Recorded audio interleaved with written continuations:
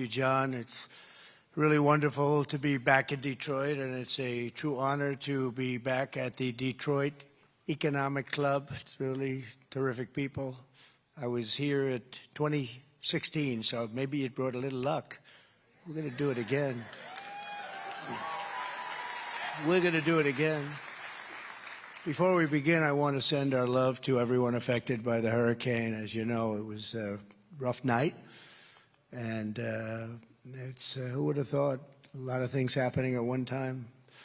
But that's just ripped through Florida and also the people of North Carolina, Georgia, Alabama, South Carolina, Florida again, and Tennessee for what they went through with Hurricane Helene. We had quite a combination. I'd like to congratulate governors of Florida, Ron DeSantis, Governor Brian Kemp of Georgia and South Carolina, Henry McMaster. They were really hit hard, and they've done really a fantastic job. The federal government, on the other hand, has not done what you're supposed to be doing, in particular with respect to North Carolina. They've let those people suffer unjustly. And we're praying for all of those who lost a house or, much more importantly, a precious loved one. And there were many, actually many in Georgia and North Carolina. Florida will rebuild and come back strong. It always does. I look forward to returning very soon. We'll be there very soon. And okay, now let's get to the reason that I'm here today. I think you're going to find some interesting things, both good and bad, but we make the bad into good. That's what we like to do. It was just announced that inflation came in substantially hotter than expected last month, double what was predicted, with much of the gain coming from food prices going up, rent and housing costs going up, and car prices going up. Interest rates, as you know, are also a big factor. They're very high. They've gone from 2% when I was in office to 10% now, and you can't get the money. That means it's much higher than 10%, which really kills the American dream for young people. We have a lot of young people here, a lot of college people here. The fact is that the Federal Reserve brought the interest rates down a little too quickly. It was too big a cut, and everyone knows that was a political maneuver that they tried to do before the election, but they did the wrong thing. It was totally a political decision, and inflation has started to rise. 4 years ago, when I left office, we had no inflation.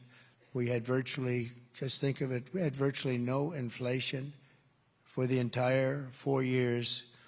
So when people made money, that was really their money. It wasn't money that they have to give back to a source that they know nothing about, including government. Under Biden and Harris, because of inflation, the economy has been a total disaster. But Kamala says that she can't think of one thing that she would do differently. She said that 2 days ago in a very unfortunate interview for her. And there are many people saying, in particular, highly respected analysts like Scott Bessent, one of the top analysts on Wall Street, that the only reason that the stock market has gone up is because Donald Trump is doing very well in the polls, and it looks like he's going to win. A lot of people are saying that. Who knows? But a lot of people are saying that. The only way to end this suffering is to vote for change this November, because what we're doing is our country is very bad. We're being scoffed at and laughed at all over the world. The other big news is the fraud committed by 60 Minutes and CBS, together with the Democrat Party, working together with them, which will go down as the single biggest scandal in broadcast history, I predict. It's a big story. I don't know if you've seen it yet. Happened. They learned about it yesterday evening. The real answer of Kamala was very crazy or dumb.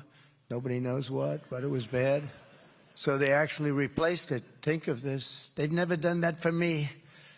They actually replaced it with another answer, having nothing to do with what she said before.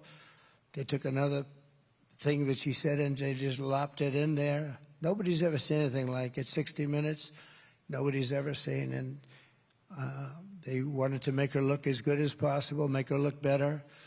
a big problem in our country is the fake news. We have such fake news. I mean, I've had a recent thing where, as an example, an Obama disciple named Peter Baker, he writes for the failing New York Times, he wrote a piece about me. And just one of the many things he said that was wrong, but he said that I would go around saying that I was honored here years ago as the Man of the Year or whatever.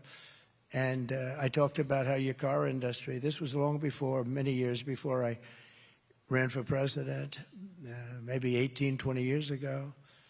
And he made the statement that that never took place, that honor never took place. I was never honored here, which was quite insulting, actually. I didn't remember the specifics of it. It was 18 or 20 years ago. But he said it never took place. Very much like Kamala, she said she worked at McDonald's, and she didn't. And I didn't want to get into that, so what I did is I asked my people, you got to find it. When? It was like 19 years, 17, it was a long time. But I was honored. And guess what they found it I was?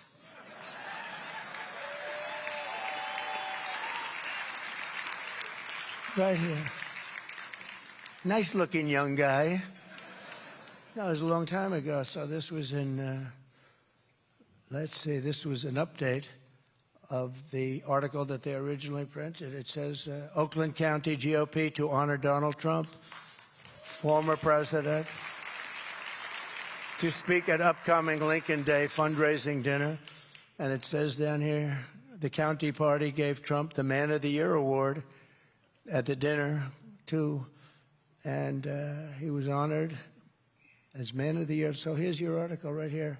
Oakland Press, Oakland County GOP to honor Trump. And I have a man in the failing, fake New York Times, disgraceful paper. They ought to be ashamed. They make, whatever they say, believe the opposite. Who knows how long they're going to be around. It's killing our country, this kind of stuff. It's killing our country. It's really terrible. I want to thank the president of the Detroit Economic Club, Steve Gregorian, who's a very wonderful guy, as well as Congressman John James, Ambassador David Fisher, Michigan Senate Republican leader Eric Nesbitt. Thank you, Eric. It's great. Where's Eric? Thank you very much. How are we doing? I hear we're 4 points up. Well, how are we doing? Huh? Yeah, she says at least. Thank you. Michigan House Republican leader Matt Hall, a very good guy. Thank you, Matt. Thank you. Is John there? John James? Where's John? He's doing well. We have some good people here. Chairman of Michigan Republican Party, Pete Hoekstra. Pete, thank you very much, Pete. And a very special man, a great guy, Dr. Masad Boulos. Many of you know him. He's a very successful man.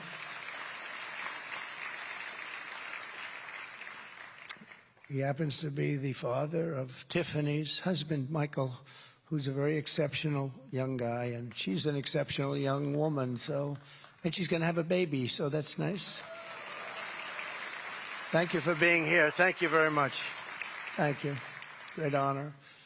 And many other distinguished guests. And we have some very, very distinguished Democrats in the room, too, and I really do appreciate you being here. That's very nice. Thank you. There'll be a day when we're going to work together. I hope we're going to be able to work together. That would be great. Good for everybody. But I'm here today to talk about a subject that has always been very dear to my heart, saving the U.S. auto industry. That's what I spoke about in Oakland many years ago. I said, they're stealing your auto industry years ago. They're stealing your auto industry. You got to stop it. Well, they didn't exactly listen. But we have to make that industry bigger, better, stronger, and more dynamic than ever before. And I've been reading about Detroit for so many years that it's coming around, and never really got there. Everybody tries so hard. But if you make the auto industry bigger, better, stronger, you don't have to worry about Detroit. It'll be very good. It'll come by its own. That would be non-artificial. That would be the way to do it, right? You make the auto industry thrive, bring it back to where it was 50, 60 years ago. You can do that too. And that's my goal, and I'm laying out a policy that will absolutely do it. In my opinion, absolutely do it. And I've been very good at this over my life. So my goal is to see U.S. auto manufacturing even greater than it was in its prime, and for Detroit and Michigan to be at the center of the action.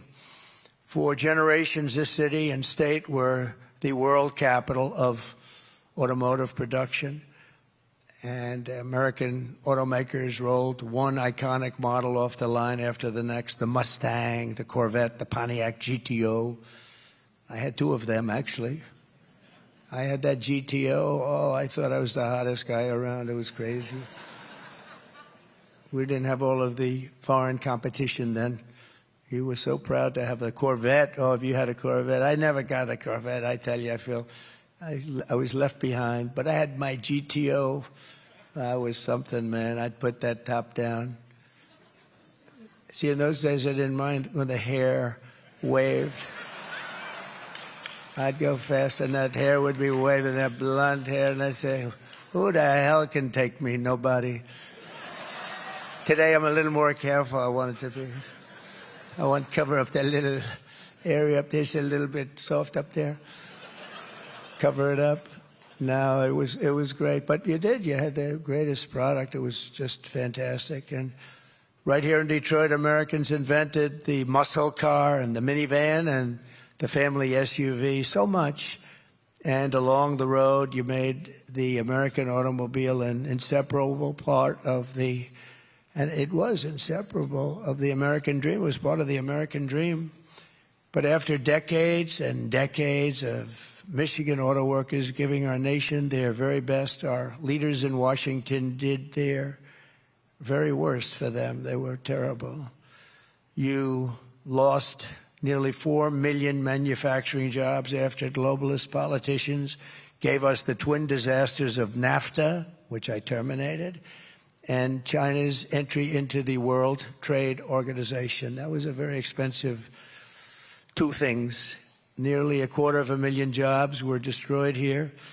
Right here in Michigan alone, think of it, 250,000, 250,000 jobs, including 40% of all of the auto jobs.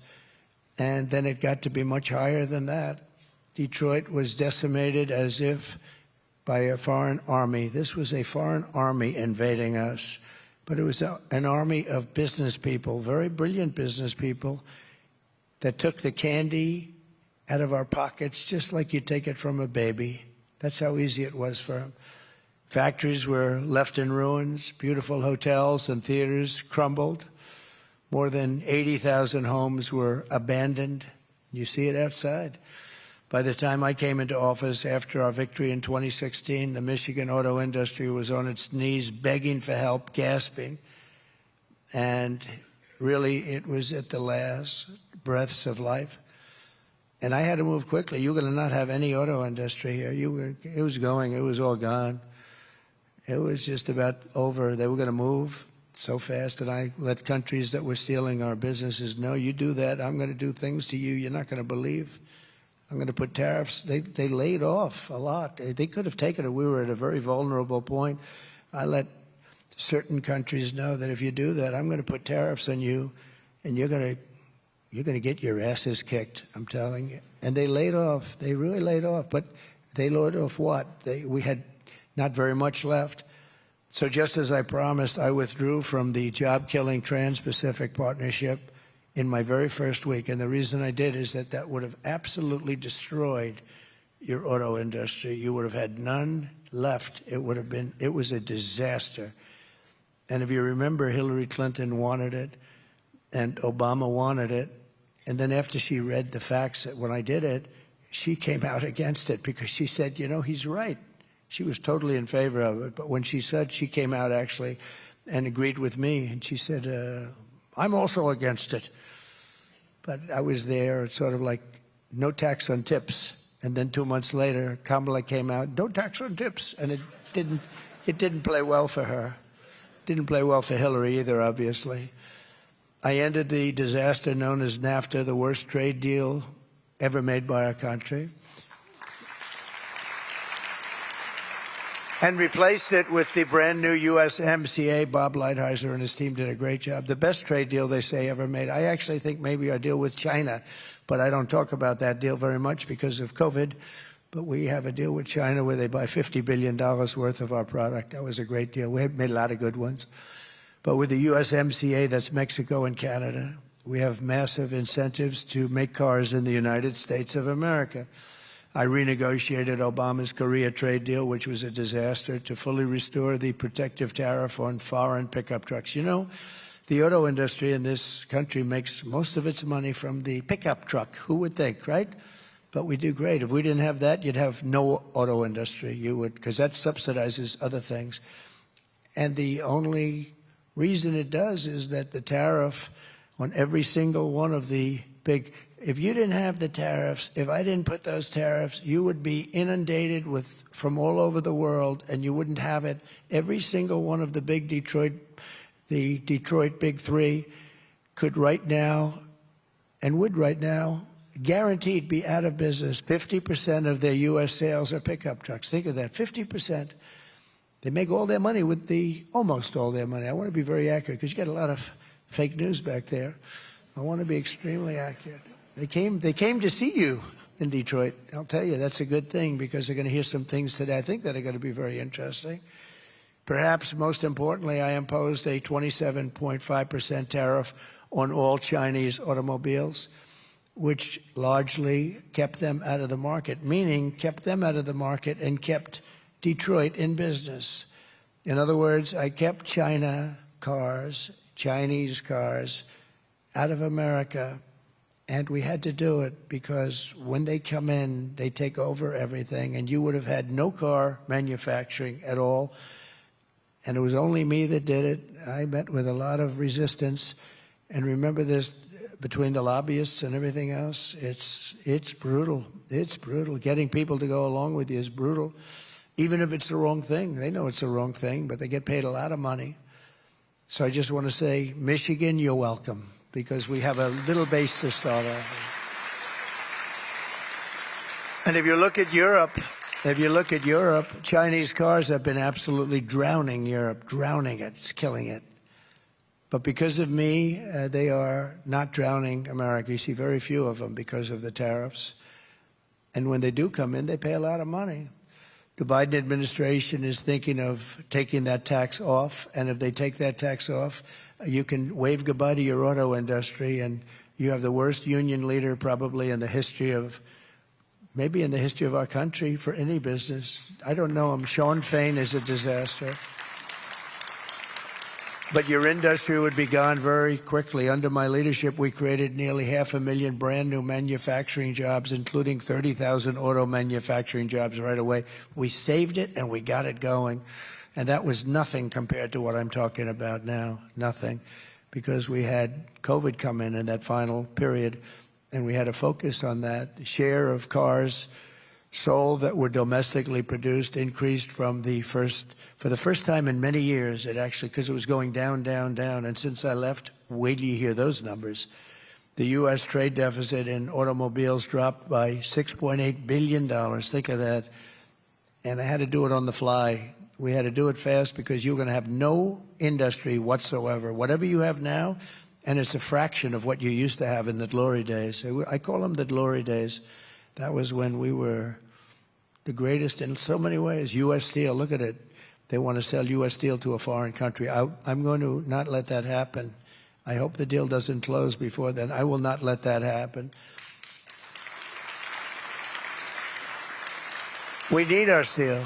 You know, I imposed a tremendous tariff on China and the steel. They were dumping steel all over the country, and our steel mills were going out of business. And I put a 50% tariff on, and that largely stopped it. And I think the people that like me the best are the steel people, because I saved their industry. We wouldn't have one steel plant in this country if I didn't do that. There wouldn't be one.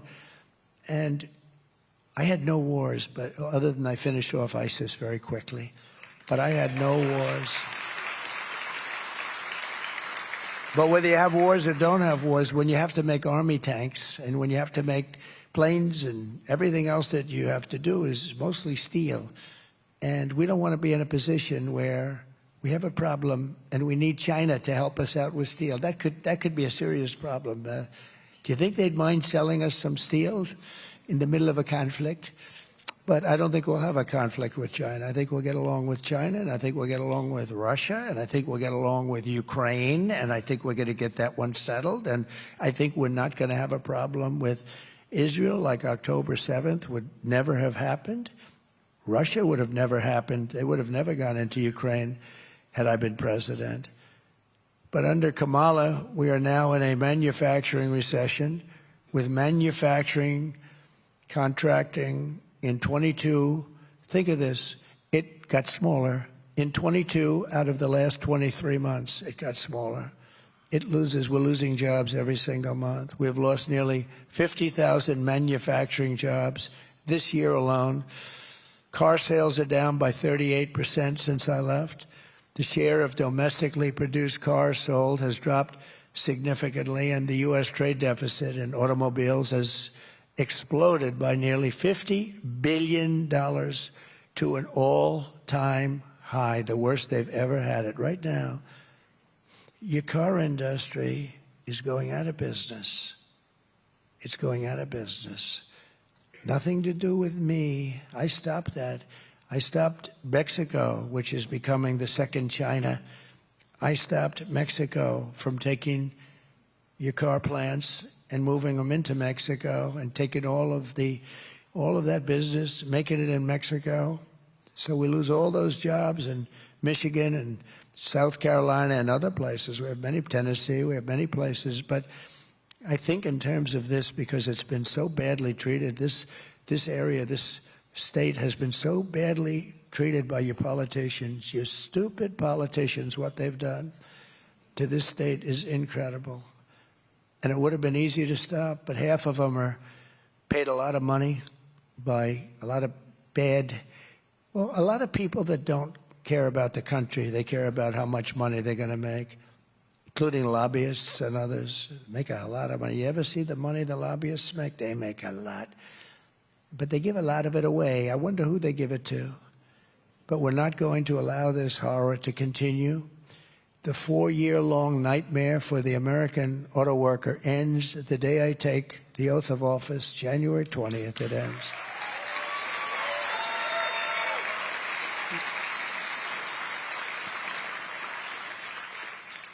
Yeah, a poll just came out today. As I was walking on, they said, sir, you're 4 points up in Michigan. I said, that's all?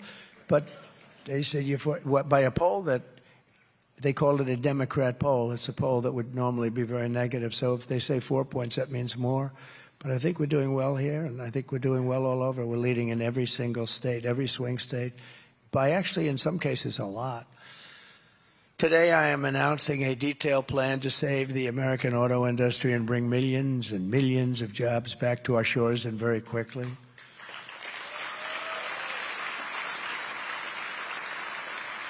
If you vote for Trump, and you will see a mass exodus of manufacturing jobs, but from Mexico to Michigan, from Shanghai to Sterling Heights, and from Beijing to right here in beautiful Detroit. Wait till you see Detroit. And they'll also be going to places like South Carolina, Tennessee, and others. We have a lot of car-making states, a lot of parts-making states, too. And our car industry will have a renaissance, the likes of which we have never seen before in this country. We have never seen since the golden years. It's my goal to get our country on an automaking path where at some point in the near future it will be bigger and more important than it ever was, and even in its heyday. Many years ago, it was unbelievable. I think we can be bigger and more important because we have some very, very great assets. And this is very personal for me. Personal. One of the reasons is because I've been talking about it for 20 years. I can't believe it happened. That was when I was honored, that's all I talked about. I was watching this happen. It was, at that time, Japan. Japan was just taking our cars like we were a bunch of babies. I always say candy from a baby. That's how easy it was. Now it's Japan, but it's China, and it's a lot of countries. This was one of the biggest reasons I ran for president in the first place. You know, it was probably the auto industry that was most abused. You were the most abused. There are a lot of industries that are abused. We stopped it, but now I could put the brakes on. Not only stop, I now know the game a little better. You know, I had never been a politician before. I got to the White House. I said, yeah, I've never done this before, but I had to learn, and I had some great people.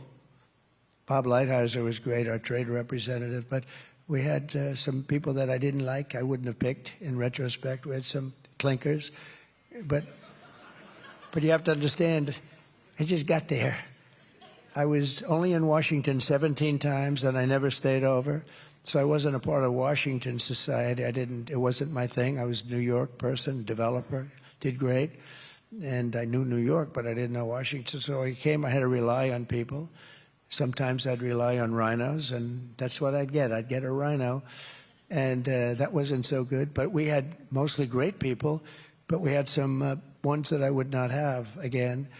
And we're going to finish the job that we really brilliantly started, because we had numbers that the ambassador gave you some of them. I don't want to bore you by going through it, but he gave you some numbers that were unprecedented. I intend for the triumph of the American auto industry to be among my greatest legacies. I want it to be a legacy.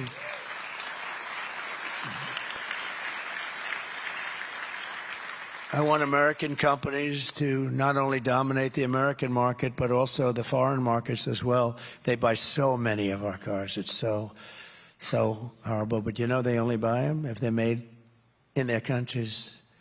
China, I don't object. Look, President Xi was, and I would say is, a very good friend. We broke up a little bit. You know the way friendships break up? A thing called the China virus broke us up. I think that's understandable, right? Cost the world about $50 trillion and tens of millions of lives all over the world. I think that's a reason. But no, I've always had a very good relationship with him. Very, very strong, smart man. He's strong and smart, meaning he wants to take your auto industry, and so does every other leader of a country. They want to take your industry, all of our industry, and we're not going to do that. We won't let them play that game, and it's not even hard, and you'll understand that in a moment. I want German car companies to become American car companies. I want them to build plants in America. Otherwise, I'd rather not have their cars here. Instead of American workers worrying about losing their jobs to foreign nations, I want foreign nations to be worried about losing their jobs to America. That's going to happen. Going to happen. Going to happen. And I hope the Democrats will go along with us, but we'll get it done one way or the other. I hope they're going to go along with us. It's so good. It's like so many things they don't, like voter ID. Why aren't they approving voter ID? Democrats don't want voter ID. You know why? Because they want to cheat. But they don't want to. I say, oh, they don't. When I first thought, I thought I was seeing things. I thought I was like, I didn't hear that when I first started this whole, that say, the Democrats will not approve voter ID. And it's only gotten worse. Gavin Newsom, the governor of California, just passed a bill, he signed a bill that you're not even allowed to ask anybody whether or not they have voter ID.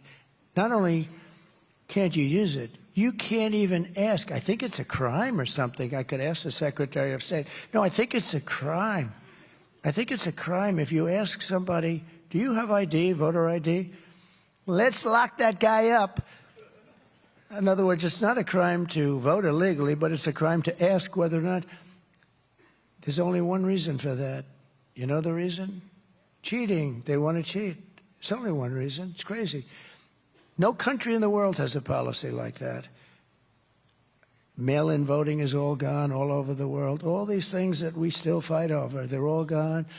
So we have to win a big election, and we're going to straighten it out. But we got to straighten it because you have two things: you have borders and you have good elections. You got to have them, and it would be nice to have a free press, which we don't have at all. We have a terrible press.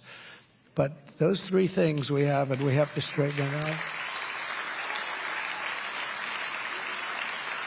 So here is the deal that I will be offering to the world, to companies outside of our world, big companies, powerful companies that have become powerful because we were stupid. We were stupid. We allowed them to come in and raid and rape our country. That's what they did. Oh, he used the word rape. That's right. I used the word rape. They raped our country. The United States will give you the lowest taxes, the lowest energy costs. We have more liquid gold under our feet than any other country in the world, and it's the best. It's the best. We have the most, and we have the highest quality. We have the lowest regulatory burdens, and they were going to be made low. You know, I cut regulations more than any president in history. In a 4-year term, I cut more than any president by 4 times, they say. 4 times. I let the country do what they have to do. A lot of those regulations have been put back on by Crooked Joe and by Kamala. And it angers me so much because it's so bad. People shaking my hand backstage, sir, we had the best 4 years we've ever had, and now they're dying. They think they're going, so many people are telling me they're going out of business now. And free access to the best and biggest market on the planet. We're going to give anybody that comes in free access to the best and biggest market anywhere on the planet that's here. But we got to keep it that way, because if we keep going like this, we're not going to have the best or biggest market for long. But only if you make your products here in America. In other words, you get all of these assets, but you have to make your product here in America, and you have to hire American workers. And if these companies don't take the deal, you know, we're lowering the taxes way down, then they'll have to pay a tax when they, or tariff, when they send their car or product into the United States. And we will use the hundreds of billions of dollars in tariff dollars to benefit the American citizens and pay down our debt. In short, a period of time, it's going to be very quick. Think of it. In a short period of time, our deficit of about $1.8 trillion, I've heard it was $2 trillion. It's never been anywhere close to this, by the way. $2 trillion a year will be reduced to practically nothing. And eventually our country will be making substantially more money over and above cost. And we will start a massive debt reduction and also further tax cuts. In other words, what I'm doing is I took it from almost 40%, your taxes. I reduced them to 21% so that small corporations, everybody, even inheritance tax or a death tax, if you have a small business and you want to pass it on to your son and daughter, if you love them. If you don't love them, I would say just don't even bother listening to this part. Is there anybody in the group that does not love their children? Where you want to raise your hand and say, sir, please don't waste our time with this. But on the assumption you want to leave it to your children, then you have no estate tax or death tax. They want to end that immediately. And it really pertained to farms, where a farm could be valuable, but they don't have cash. They have a valuable farm, and they love their farm, and they want to be farmers. It's a great way of life. People love it. They wouldn't want to do anything else, but they're left the farm, and then they have to pay a tremendous tax, and they borrow the money from the bank, and within 2-3 years, almost, I guess, 62% of the time, they say, they end up losing their farm to the banks. I got rid of that. There's no estate or death tax at all for the farmers and small business owners. So they want to end that. This is a big deal. But I brought it down from almost 40% to 21%, and that makes us very competitive in the world. Don't forget, the world is like states used to be. The world, people will take their businesses, and they're loyal to their stockholders. And in many cases, the people that run the big businesses are not American. They couldn't care less for our country. They follow the dollar, or they follow, we better keep them following the dollar, by the way. We're going to keep them following the dollar. That'll be another thing, because we're losing that fast. We are losing that fast. But we're going to bring it down, and we brought it down to 21. That made us competitive. Not the best at all, but competitive. Now I'm bringing it down to 15%. But that's totally subject to you building your product, making your product in America. And I had calls. So we're getting it down to 15, and now you're just about the most competitive, other than certainly for a big country, but you just about the most competitive at 15. That's the beauty. They're going to all move back. They're going to all move back. They're all coming back, and then we're going to protect them so they don't get hurt with tariffs on people that aren't building here. And they're going to come in, and they're going to build here because they don't want to pay those stiff tariffs. So we will build this policy, and it's called Build It in America plan. It's Build It in America because when foreign leaders and CEOs call me up to complain about our tariffs, my answer will be very simple. Build it in America. You don't have any tariffs. Build it right here in Detroit. You don't have any tariffs. Build it in Dearborn or Lansing or Grand Rapids or Flint. You don't have any taxes.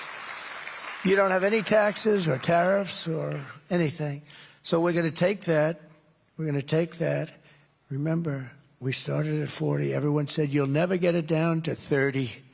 I got it down to 21. And that caused the biggest renaissance in the history of our country. We had the greatest period of success in the history of our country. We did more revenue at 21% than we did at close to 40%. People were going wild. Businesses were flourishing. Small businesses were going through the roof. Big businesses, I was allowing them, they'd have hundreds of billions of dollars. Apple, as an example, they brought in hundreds of billions of dollars. We had restrictive covenants where they couldn't bring money back into our country. Two reasons. The tax was too high. It was so ridiculous. Nobody would do it. You had to pay a 50, 60% tax, so you bring money. So they said, well, we'll just leave it there, and we'll develop in Europe or Asia, wherever the money was. But think of this. We brought in trillions of dollars because I made it possible. I made the tax rate fair, reasonable, like a reasonable person would bring it in for a reasonable tax. And also I made the bureaucracy very easy. They had to hire 4 different law firms to get their money back if they wanted to bring it back. So what I'm proposing very simply then is a 15% made in America corporate tax rate, cutting it from 21% all the way down to 15%, but only for those who make their product in the USA. It's very simple and beautiful. And I was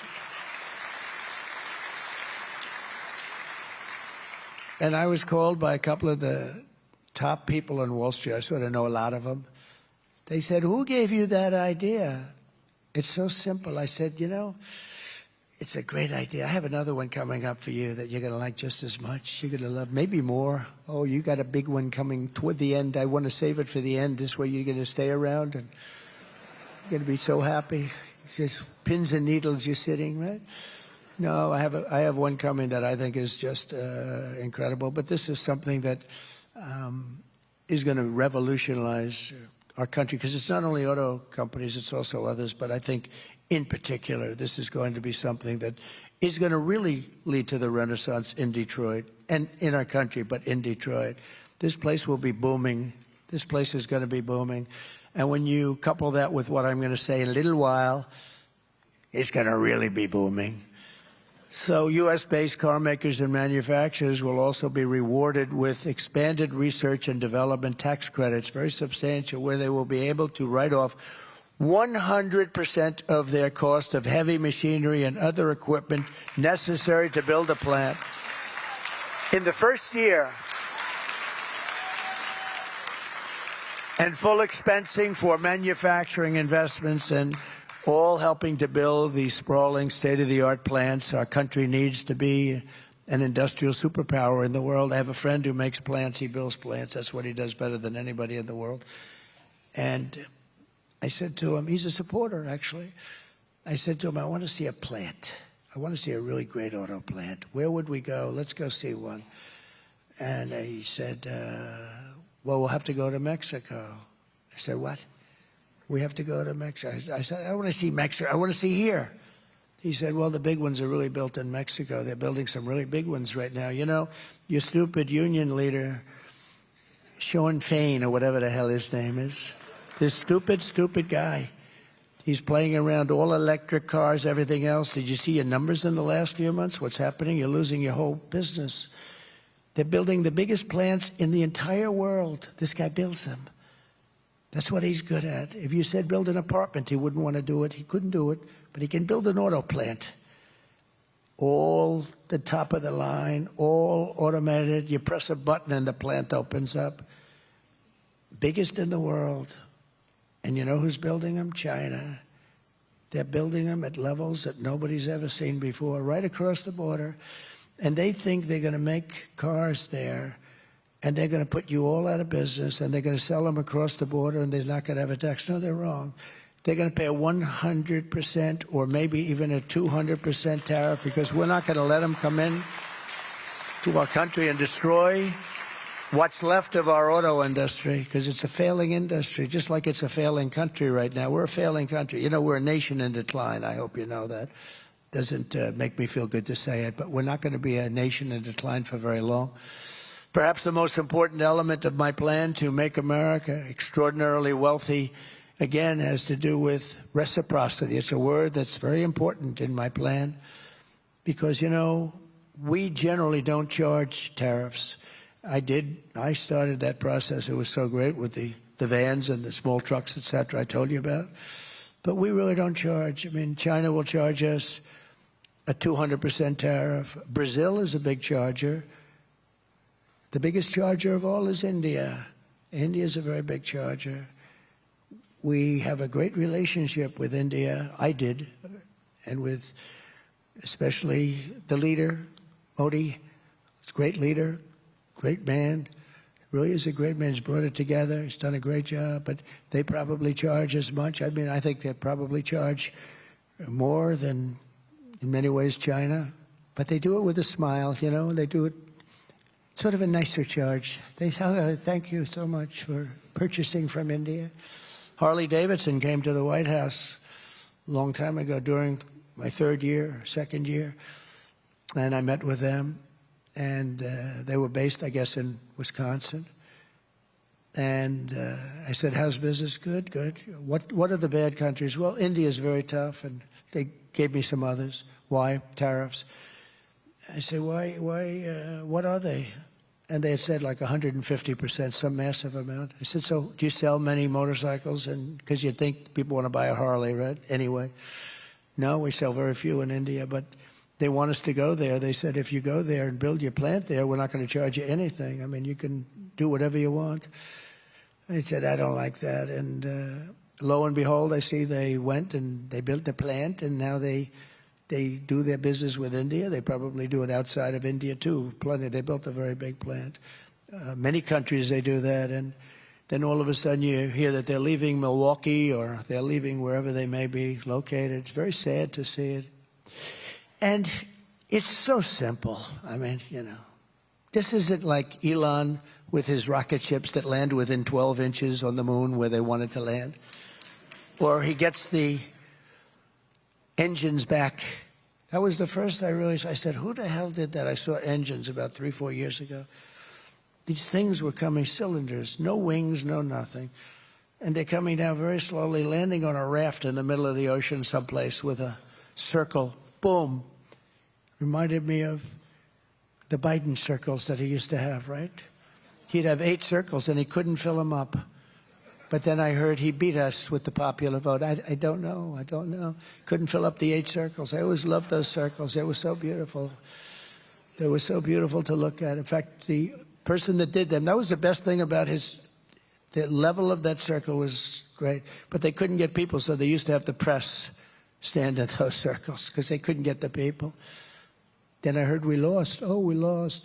No, we're never going to let that happen again. But we've been abused by other countries. We've been abused by our own politicians, really more than other countries. I can't blame them. We've been abused by people that represent us in this country. Some of them stupid, some of them naive, and some of them crooked, frankly. But interestingly, it's often those allies that we consider to be friends that have been the greatest abusers. We have some great abusers. I'll give you an example. The European Union. Sounds so nice. The European Union of countries. Oh, it's so nice. They're brutal. We have a $200 billion deficit with them, now higher than that, 250 something. And like I asked at the time, Angela, How many Chevrolets do we have in the middle of Berlin? Oh, I do not know. Perhaps none. You're right, Angela. You're right. How about Frankfurt? How many do we have? How many Fords do we have in Frankfurt? Oh, I don't think any. And yet they send their cars to us like a bunch of dummies we are. BMW, Mercedes, Volkswagen, by the millions and millions and millions. And we're not doing that. We're not doing that crap anymore, okay? Now they're going to have to play by our rules. They're going to have to play by our rules. But China, of course, was the biggest abuser. I mean, they were a professional abuser. They did things to us, and they go down as a developing nation. We are a developing nation. Well, we're a developing nation, too. Just take a look at Detroit. Detroit's a developing area, a hell of a lot more than most places in China. So we're not going to let this happen any longer, and I don't think it'll be possible for bad politicians to stop it. I don't think so, because we've suffered too long and too hard.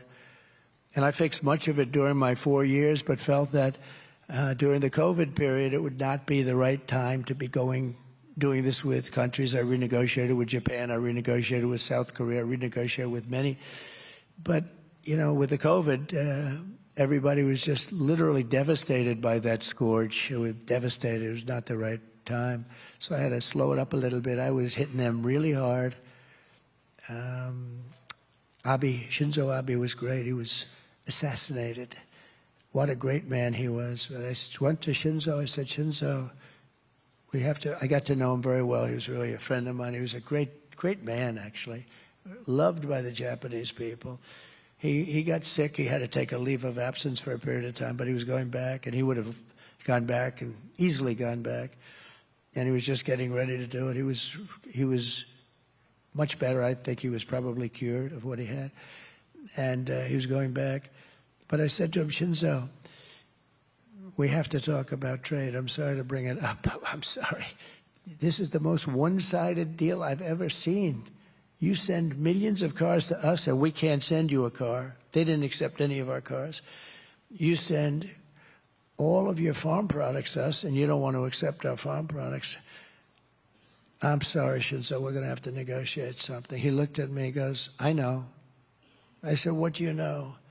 He said, well, I know that you were going to be coming back to me, and I know that it hasn't been fair. I said, well, how did it happen?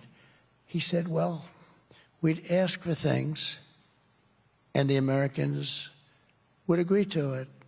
Your representatives, your presidents, Republicans too, by the way. I'm not talking just Democrats. He said we were friends. He would say this. I probably wouldn't say it if he were around, because it's not very nice, but he told the truth. He said, I said, how did you get these deals? He said, we would ask, and they would approve. And we were amazed ourselves, but I knew you'd be coming to see me. And I said, I have to see you, Shinzo. And we made a new deal with Japan, but we were stuck with an old one, so I couldn't negotiate as good as I normally would. But we made it palatable, and we were going to really make it palatable when this one came up. But he was great. But he looked at me, I'll never forget it, quite. He said, he called me Donald. Donald. I knew that you would be coming back because I knew that you understood it. But he also said that other people didn't. It was, actually it was quite sad, actually. And it's that way. I would look at these deals and say, who negotiated these deals? They were so bad. It's amazing that we even exist. But we have 36 trillion in debt. We do have 36 trillion. We can't forget that. So it's not like, oh, gee, that's been... we've been a little bit unlucky or something. No, we've been just, for years and years and years, we've been accumulating. We'd have these deficits that are monstrous. We had 5, 6, 7, 800 billion deficit with China, just alone with China. And today it was announced we have the highest deficit we've ever had, almost $2 trillion. Think of that. We have and we have the highest deficit we've ever had with China. And that won't last long. It's not going to last long. We'll be able to do something about it. Because China wants to do business with us, but they think we're stupid. They think we're stupid people. And then they see our president, and then they see a person that is representing the Democrat Party and got no votes and was the first one out. She was the first one out. Think of it. She was the first one out. She never made it to Iowa. 22 people running, and she was the first one to quit. And now she's running, and it's all right. But nobody's ever had to run against two people before. First, I had to run against him. Then we had the debate, and his numbers weren't good, and he, looked like he was going to lose. So they said, "You're going to lose, and we want you out." And eventually, he agreed to go out. He didn't want to. He's a very angry man, by the way, and he hates her.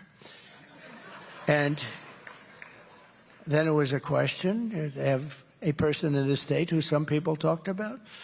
They had a lot of people, but they had about 12 people, and they put her in. 12 people plus her. She was number 13. She was rated number 13, too. There had 12 people that they wanted more, but they didn't want to be politically incorrect, and they chose her, and we're running against her.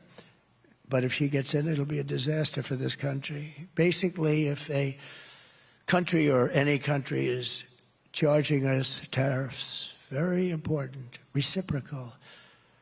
If they're charging us tariffs for a certain product or tariffs at all, if they're charging us tariffs at all, which almost all of them do, then we will likewise charge them tariffs, and we will quickly reciprocate. In other words, we have countries that are charging us 150% tariff, and we charge them 2%. And I actually went to a politician, a senator from the great Commonwealth of Pennsylvania. You'll figure out, because he wasn't able to run because I wouldn't endorse him, because I called him the anti-tariff person. I thought he was not a bright person. And he was one of the few that said, no, we cannot charge tariffs. I said, but they're charging us 150%. So can we charge them 100%? Sir, no, we can't. Why? It's not free trade. I said, really not free trade? Well, what about them? No, sir, it's not free trade. Can we charge them 50? They're charging us 150. Can we charge them 50?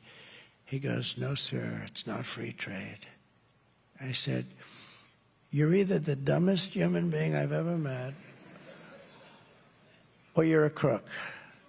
One or the other. And he's no longer a senator. He decided not to run. But I think it was a disgrace. I had a lot of problems with him. But basically, one of two things will happen.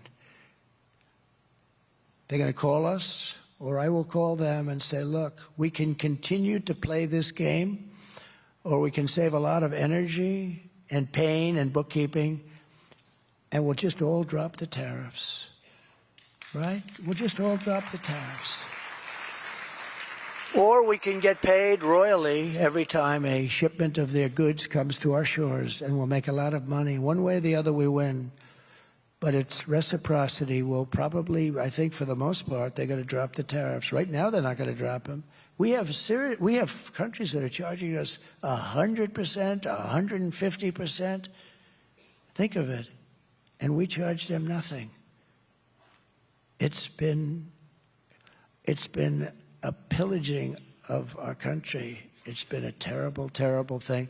This has been going on for a long time. I started changing it a lot fast.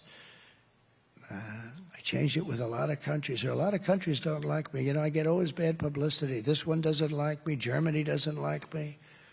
A lot of countries don't like me. They say, who do you like better? Sleepy Joe Biden or Trump? Oh, I like Biden better. Yeah, because he let them do what they're doing. He doesn't have a clue, the guy. He just goes to sleep at 4 o'clock every damn day. He doesn't have a clue. And he's destroying, they're destroying our country.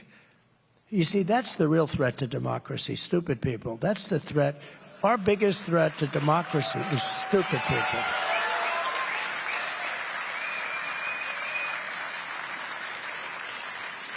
But there's a third thing that can happen, and that's the fact that if they want to avoid this payment, and this is the best thing of all, they can come in and build a plant or a factory in the United States and spend all of their money and build, and I don't care what country it is, and they're going to hire American workers, and they're going to have a factory in the United States. And then you don't have to pay a tariff. And won't it be beautiful? We'll have job numbers like you've never had before.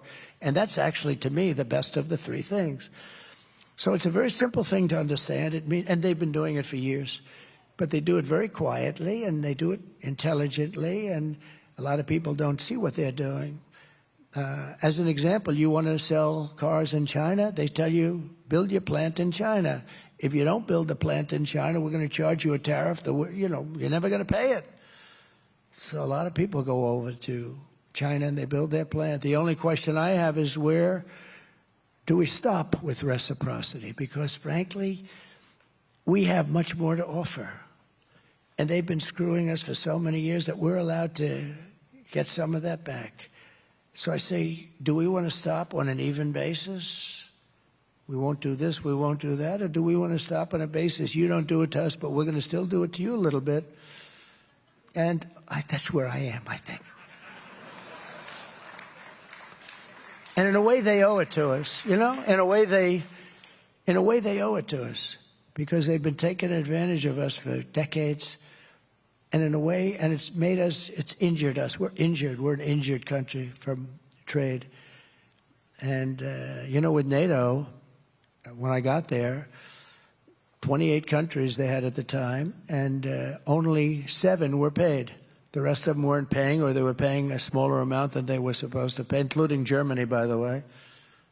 Germany wasn't paying, can you believe? Because they said, we're stupid. We're going to take care of them anyway. Why should they pay? A lot of the countries felt that way. And I made them pay. I said, you got to pay. And one person at a very closed meeting, press knew about it a little bit, but they never reported it because it was a good thing, not a bad thing. So naturally, you don't hear about that. But it was at a meeting, and he stood up, the head of a country, of one of the countries. He said, so does that mean that if we don't pay, you will not protect us from Russia? It used to be the Soviet Union, now it's Russia. Sort of the same thing. I said, that's what it means. You will not protect us? I said, are you delinquent? Yes. Let's say we're delinquent. I will not protect you under any form. You will not be protected. And the following day, we took in billions and billions of dollars. The money came in, and Stoltenberg, the Secretary General, a good man, he said it was the most amazing thing I've ever seen. Obama would come and make a speech and leave. Bush would come and make a speech and leave. Trump would come and look at the statement and say, man, because we were almost paying for all of NATO. So we were getting screwed on NATO and screwed on trade. A double. Nobody else would have done. This is crazy. So we're protecting you, and you're taking advantage of us on trade. I said, sorry, we're not going to take it anymore. But the money came. We took in hundreds of billions of dollars in NATO. Hundreds of billions. And by the way, they should be paying 3 to 4%, not 2%, okay? They're 2%. They should be much higher than that. But that's up for whoever is going to be a next president. I think Kamala, it's not going to be high on her list.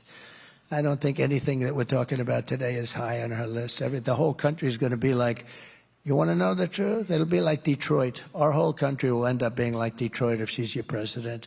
You're going to have a mess on your hands. She destroyed San Francisco. She destroyed, along with Newsom, California.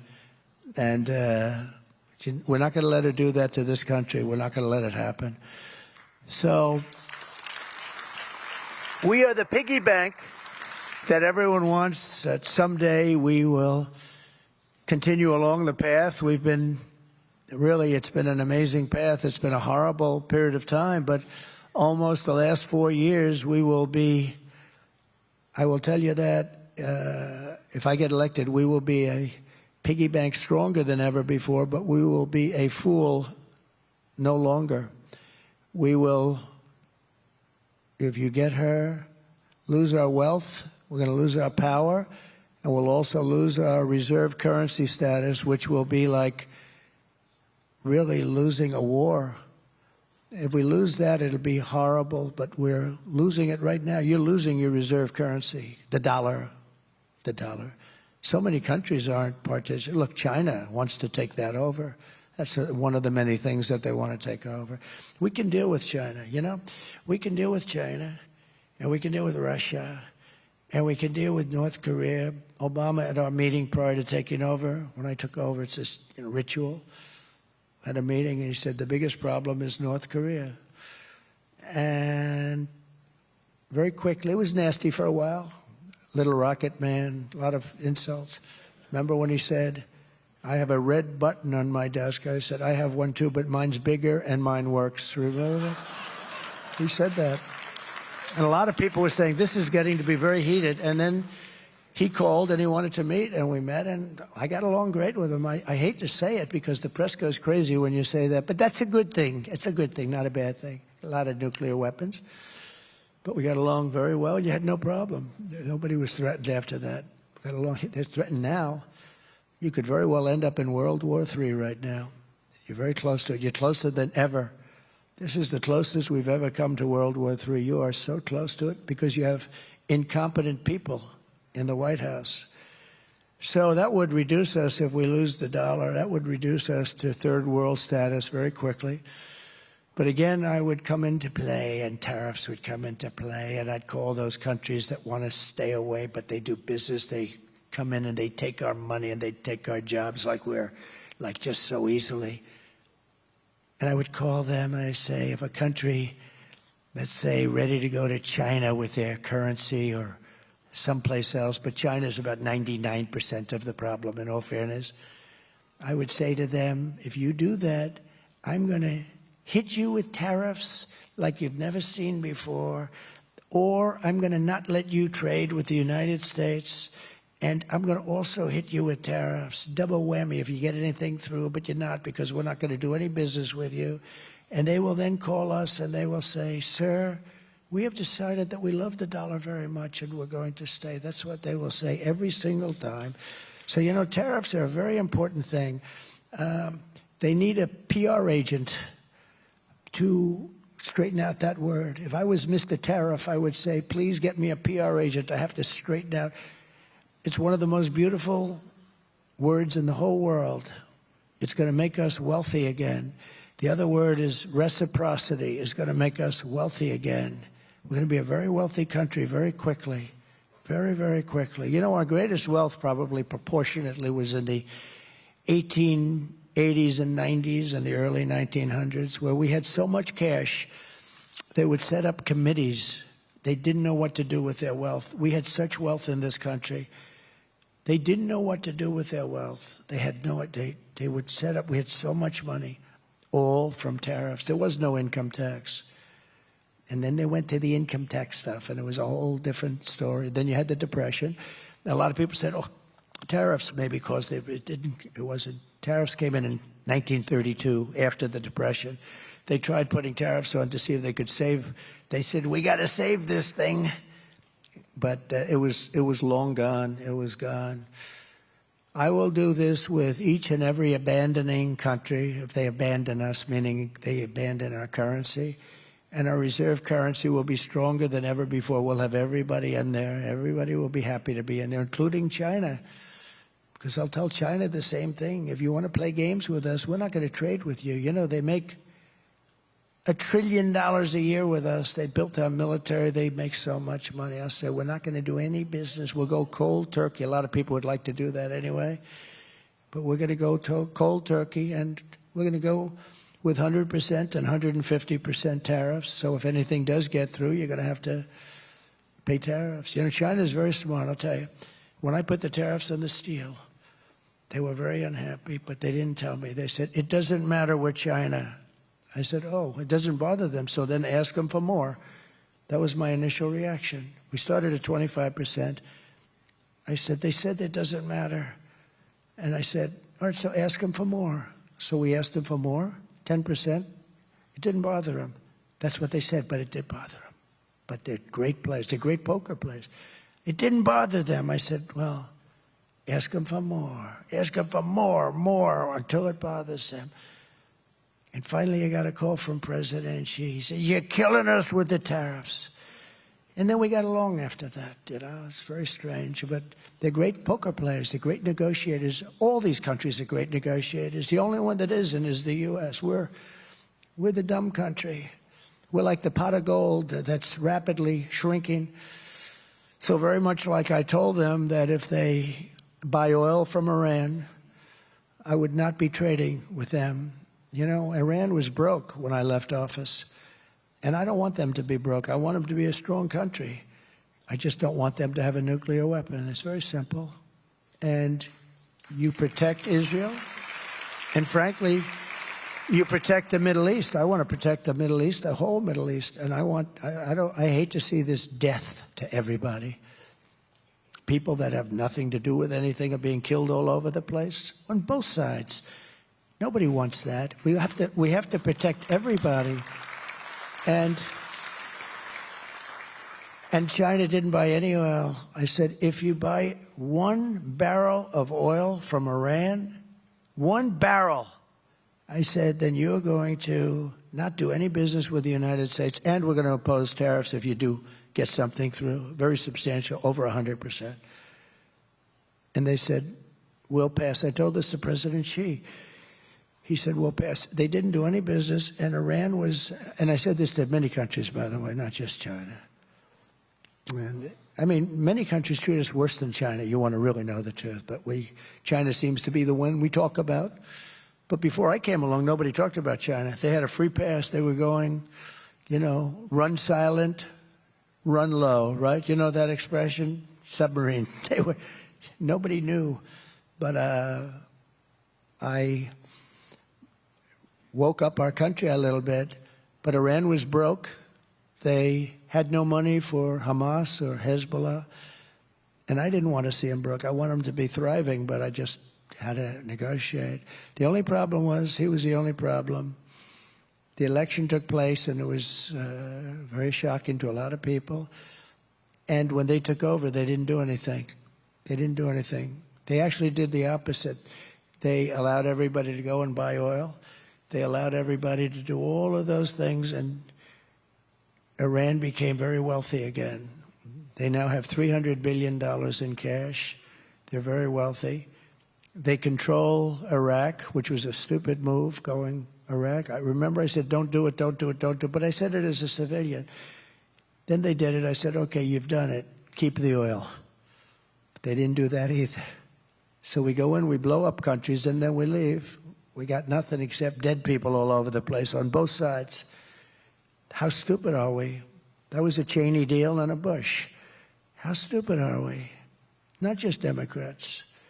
It's both. I'm equally angry at both, because we have humanity to think about also. You do. You have humanity to think about. And all of these things, they should have never happened. Ukraine should have never happened. October 7th should have never happened. If you had smart people at the White House that knew something, a little bit of something, it wouldn't have happened. Think of the world, how different it would be. You wouldn't have Ukraine, Russia. You wouldn't have had October 7th. You wouldn't have this horrible thing that's going on. You wouldn't have had inflation. You wouldn't have had the worst, most embarrassing day in our history. We were leaving Afghanistan. I'm the one that got them down, but I would have kept Bagram. You know why I would have kept Bagram? It was 1 hour away from where China makes its nuclear weapons. 1 hour away. So you see, the ideas and the policy are important, but the most important thing of all is the messenger. Because I could give that same message to a stiff, and it wouldn't resonate at all with the other side. You have to have the right messenger. Somebody said, oh, we love Trump policy, but we don't like Trump. I think they do. They said that women don't like me. I think women love me because they want to be safe. And with me, they're safe. With other people, they're not safe. It's true. True.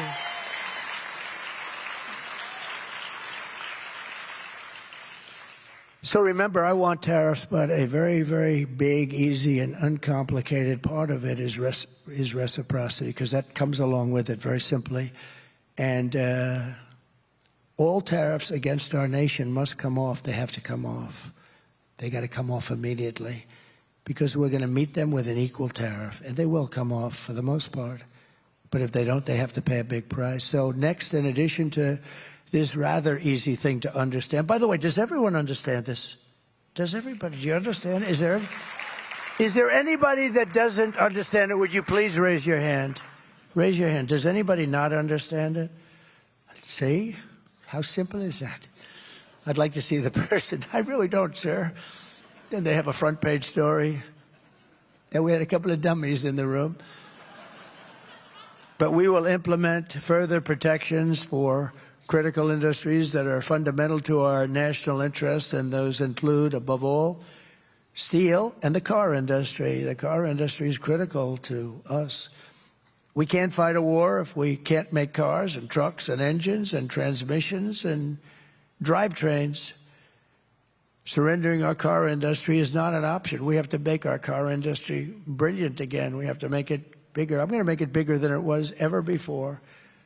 Now, I'm going to make it very quick it's going to go, but to bring that to that level, I guess I'll need a little more time, but I won't have that time. But I'm going to hand it over to people. We're going to make this country so strong, and it's going to be so much easier to run.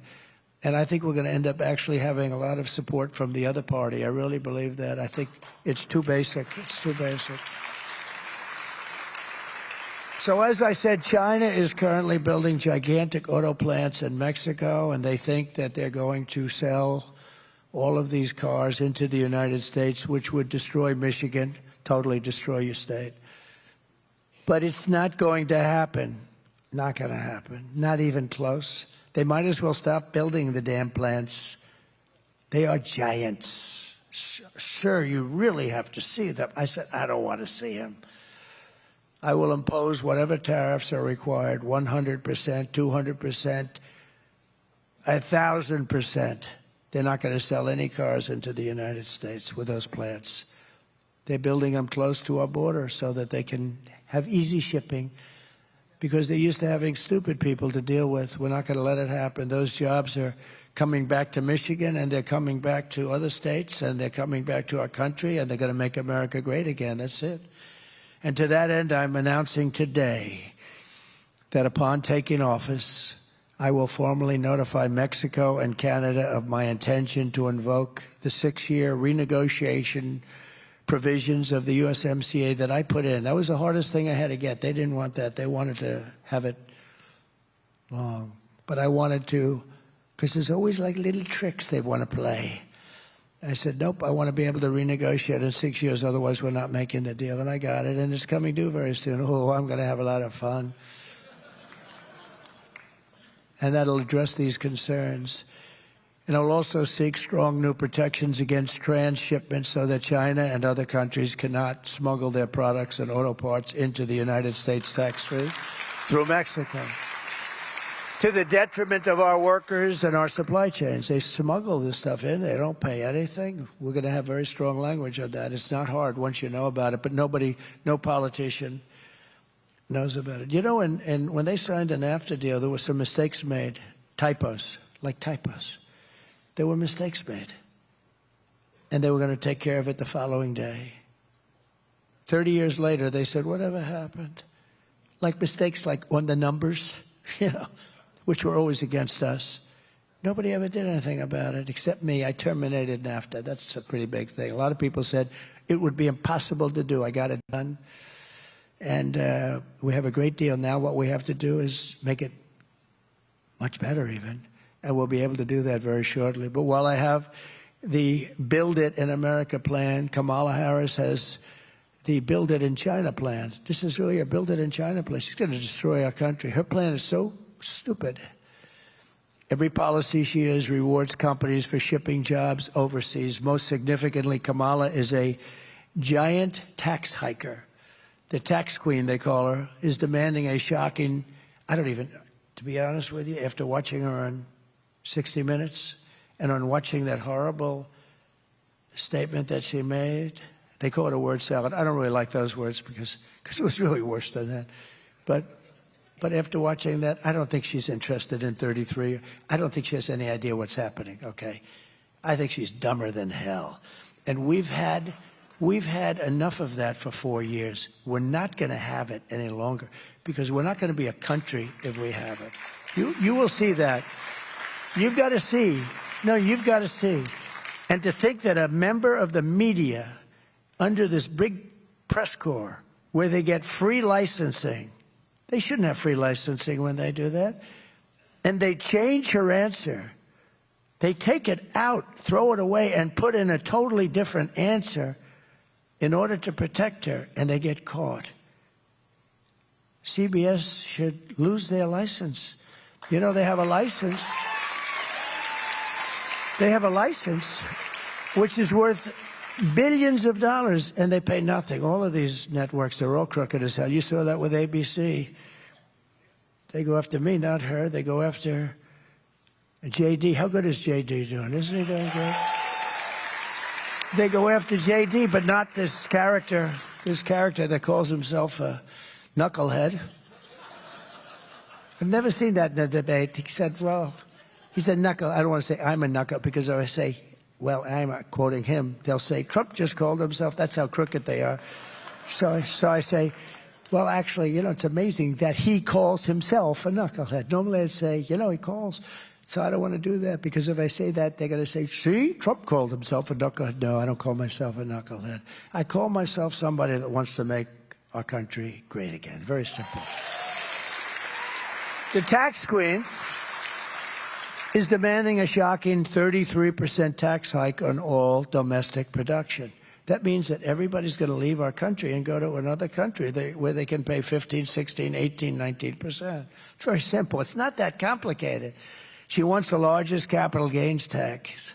Largest gains tax. Think of this.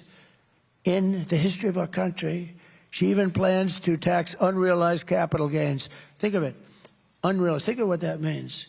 It's an unrealized gain, and she wants to tax it. How do you do that? Okay? She wants to tax.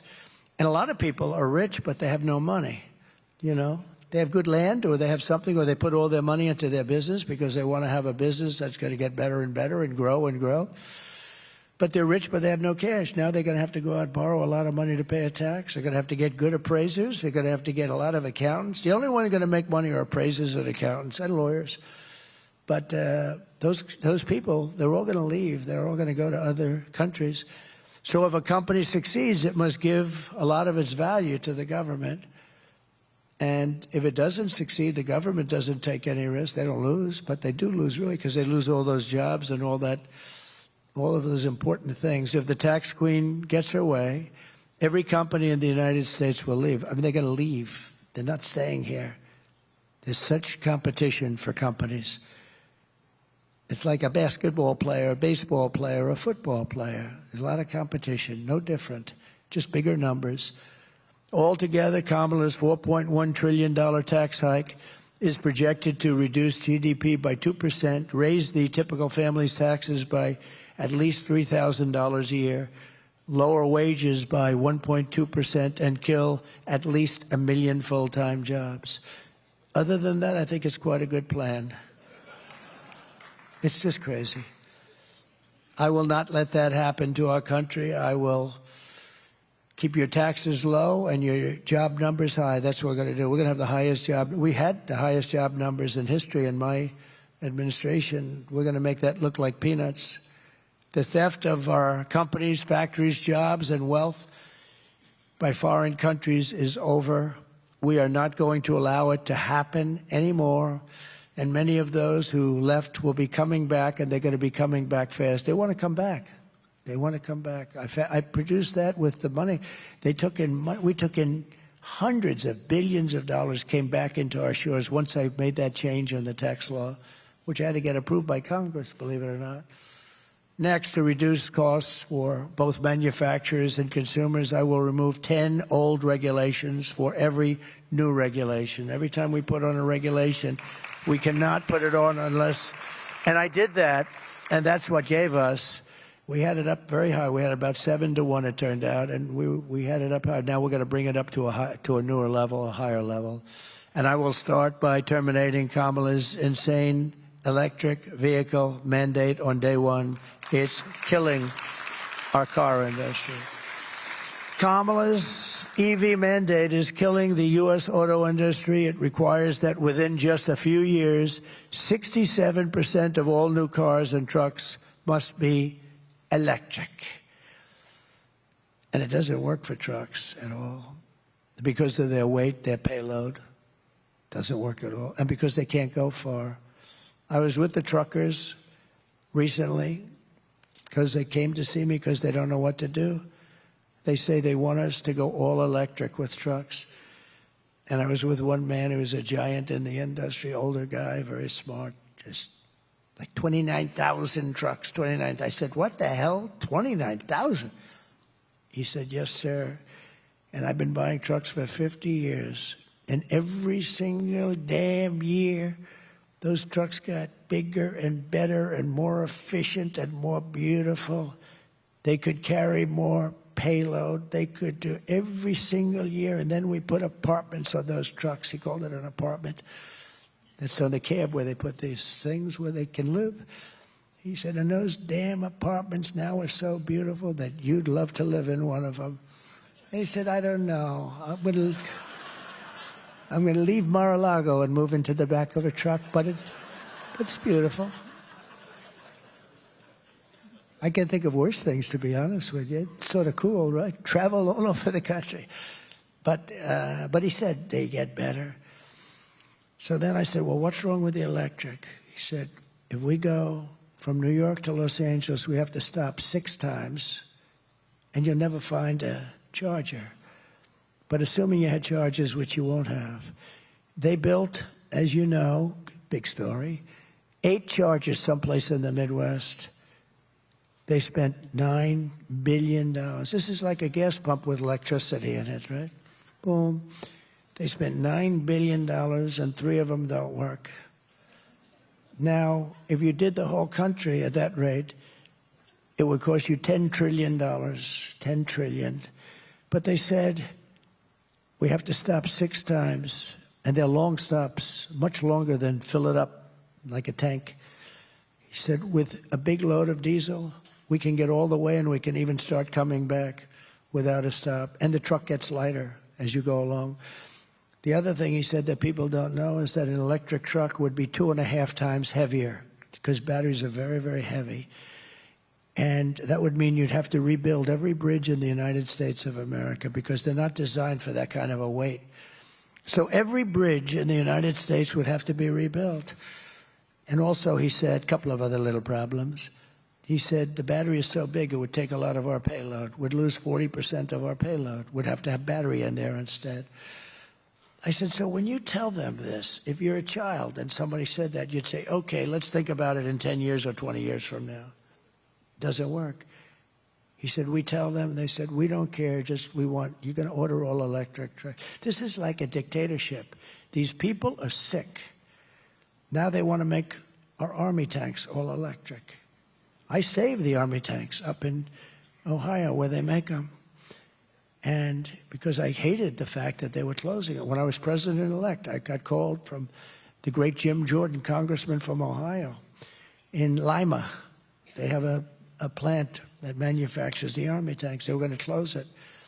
And I looked, I went there, the complexity, the talent, the people they had working there was incredible. And I said, we're not closing this plant. And now it's the #1 producer. It's incredible. But now they want to make army tanks that are electric because they want to go into a country and blast the crap out of it in an environmentally friendly way. Oh, these people are crazy.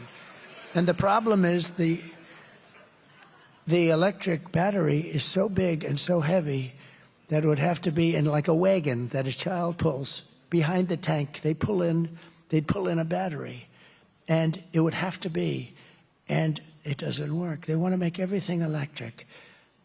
And yet, think about it. They want to make everything electric, but, and I'm a big fan of electric. I think it's great. There are certain applications. I mean, Elon Musk endorsed me powerfully, okay? We love him. And you know, and his product is incredible. In fact, he's doing a new product today. It's got no steering wheel on it. Do you know that? He's out in some place announcing a new product with no steering wheel. I said, well, that wouldn't be for me, but is that really the future? You know, he knows. I'm giving him full credit. I think he's incredible. He gave me the most powerful endorsement. He was in Butler with us the other day. You probably saw that. And it was great. He said the whole country He said America will never survive if Trump doesn't get in because he knows the alternative. It's two people. It's like the alternative is not acceptable. He's a strong guy, smart guy, brilliant. But among other things, he does the Tesla, and it's great. But it doesn't mean that everybody has to have that. And, you know, I tell a story about him. I'm very close to him. I have a lot of respect for him. I think he respects me. He gave me the strongest endorsement you could ever get. But, you know, he never once came up to me and said, you know, could you stop knocking electric cars? Because I don't knock them. I think they're incredible, but it's for a group of people. I love them. I think they're great, but, you know, it's for a certain group of people where they might work even better. But not everybody, because some people want to go long distances. They will cost more. You have the fact that they probably are going to be made in China. Remember this. I said, we have more oil and gas. We have more liquid gold under our feet. So why would we do the batteries? Where China has that, we have liquid gold. So we want gasoline-propelled cars. But it's even worse than that because Kamala also co-sponsored a bill to impose a 100% ban on the sale of all new gas-powered cars and trucks. So she's going to ban them, which would kill an estimated 200,000 U.S. auto jobs, including almost every job that you have in a place called Michigan. How do you like that idea? She has a ban. She has a ban where we're not going to allow them to be made. And honestly, for some like I'm telling you about the Army tanks, I'm telling you about trucks, the battery's not going to work. It's not going to work. The electric's just not going to work. Maybe in 20 years, 30 years, who knows? But it's not going to work. What it will do is drive our country into a depression. The entire industry would go to China for the making of these all-electric cars and trucks. The auto industry would be non-existent or dead. It will be dead. It will never be able to survive. This is one of the major reasons why I've been overwhelmingly endorsed by the rank-and-file membership of the Teamsters, including 62% of the Teamsters members right here in Michigan. They rank and file of the Teamsters nationwide. The firemen, the policemen. The policemen, we have 100% of the police. I don't think there's one police person in the whole country that endorsed this lunatic. I don't believe there's one policeman in the country. We just got a 400,000 group of police. The Fraternal Order, it's the biggest group in the country. But we've got just about every sheriff's group, every law enforcement group is because we're going to stop crime. She's not going to stop crime. She wants open borders. She wants people to pour into our country and destroy our country and to move into your little towns and cities and your big towns and cities, too, and destroy our country. She wants open borders. They put a little trap out there a couple of months ago. They made it a little bit tougher. But they didn't stop airplanes from flying in with hundreds of thousands of people coming into our country. They're destroying our country. We can't let it happen. The rank and file of the UAW members are also with us, too. You know, if you go to the UAW, the auto workers, they're for us also. Sean Fain, who I never met, the head of the United Auto Workers, did a tremendous disservice to the people he represents by allowing the government of the United States to put out an all-electric mandate. Because after I terminate the mandate, my first day in office, I will terminate it on my first day. We will go back to making electric cars, gasoline-propelled cars, hybrids, and anything else that comes along at the time. Probably hydrogen I'll do without because when they blow up, you are unrecognizable. I don't like that. The hydrogen car, they keep talking about hydrogen. The problem is when it has a problem, it blows up violently. So the beautiful woman sitting in the fourth row, you'd never recognize her again. And somehow I don't want to be able to, I'm not going to buy one of those suckers. I don't care how good if they say they're really working quite well now, that's not going to be good enough. But they talk about hydrogen, who knows? The EV mandate is also a costly disaster for working families. To comply with Kamala's quotas, automakers are forced to jack up the costs of gas-powered vehicles artificially to push consumers toward the very expensive electric alternative. So they're going to raise the prices on one to subsidize the other. That's not a good thing. So Kamala gives rich people $7,500 tax breaks to buy luxury electric cars. A lot of people don't know that, yet she makes the working class pay more for a entry-level car that's powered by gasoline, which we have so much of. And I will reverse this also, this injustice on day one. Kamala's EV mandate is one of the most demented regulations that's been conceived. I mean, we have a lot of them, but this is about as bad as it gets. It'll destroy U.S. auto manufacturing immediately. It'll destroy our trucking-based supply chain, destroy our electric grid, destroy our military, destroy our roads and bridges with vehicles that are far too heavy. We can't even use them. Destroy the state of Michigan. And it'll totally destroy our middle class. That's why I will not only repeal the federal mandate, I will also stop California from imposing any state-level mandate to ban gas-powered cars and trucks. And it's very simple to solve. Vote for Trump, and the gasoline engine will be here for a long, long time. They're going to be here for a long time. And they've got it to a point where it gives very little pollution. Very little. It's amazing what they've been able to do. But it's what people want. It's much less expensive. It's what people want. The next part of our effort to bring back domestic manufacturing will be to restore the power, confidence, and the wealth of the American consumer. We have to let them be wealthy again. We have to let them make money, not give money like they did. That's also energy. What their stupid energy policies caused inflation, but also the fact that they gave so much money away that was a very bad thing to do. They thought they were going to buy people's votes. Well, they've already spent that money. And they paid for it, actually, more so because of the cost of inflation for them. Over the past 4 years, Kamala's inflation catastrophe has cost the typical family $29,000 in price hikes. So inflation has cost them $29,000. New and used car prices are up over 29%. Average interest rates for new cars has doubled and tripled and quadrupled. Meanwhile, repair and maintenance costs are up 32%. Car parts are up 22%. Car insurance premiums, what's going on with that? Some places it's up 100%. And the cost of gasoline is up 62%. By driving up prices and interest rates, Kamala's inflation disaster sent car payments way up and car sales way down. Your numbers are terrible, by the way. For the first time ever, the all-in cost of car ownership is now over $1,000 a month. Never been anywhere near that. More than 20% of the median worker's wage just to have an average car. This is a catastrophe for the American dream and a dire crisis for American automakers. One of my top priorities will be to quickly defeat inflation and make America affordable again. We will quickly defeat it. We have to bring down prices. I will cut taxes, slash regulations, curb wasteful spending, and unleash energy production. It'll all happen very quickly. This will rapidly drive prices down, lower interest rates, and put more money into the pockets of American consumers. It'll also bring your grocery bill way down. I have more complaints on grocery. The word grocery, you know, it's sort of simple word, but it sort of means like everything you eat. The stomach is speaking. It always does. And I have more complaints about that. Bacon and things going up, double, triple, quadruple.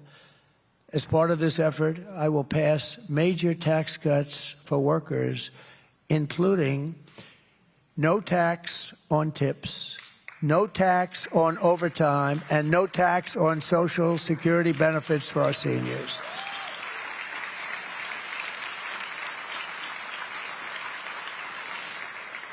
And here's what I told you about before. The reason you're all sticking around, because I said, do they mind a little bit longer speech? Because, you know, it is a big subject. No, sir. They love it. And I haven't noticed anybody leaving. There was one gentleman over there, but he came back. He went to the bathroom. And what the fake news will do is take a picture of one empty seat, say, people are fleeing. No, they don't flee. Nobody's fleeing. Nobody's leaving. I always watch. If they start to leave, I just end the speech. Thank you very much, ladies and gentlemen. We're going to make America great again. Enjoy yourself. No, I do that because oftentimes I lose the teleprompter. You know, teleprompters go out, but she lost the teleprompter last week. Did you see it? She was talking about 32 days to the election, and she goes, there are 32 days. Oh, my God. I just lost a teleprompter. 32. Then she, 32, 32. 32, 32. And I said, what the hell happened to her? And then the teleprompter kicked back on. 32 days to the election.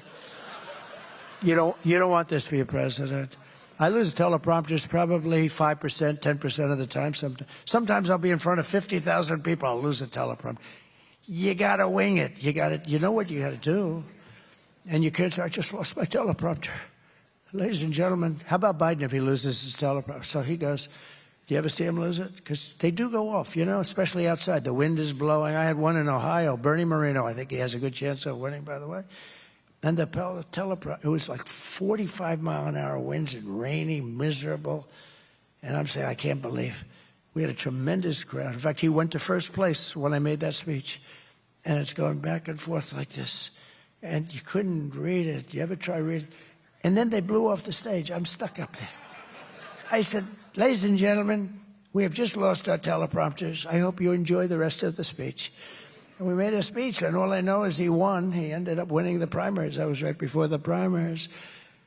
But this is what you've been waiting for, because today I am also announcing that as part of our tax cuts, we will make interest on car loans fully deductible.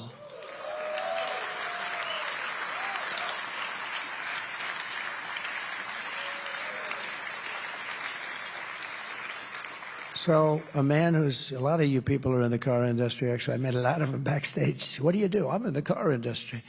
But a lot of them, and I told him about it. He's a very knowledgeable person. He said, here's a guy, he's done it all his life. He's sitting right over there. I don't want to embarrass him.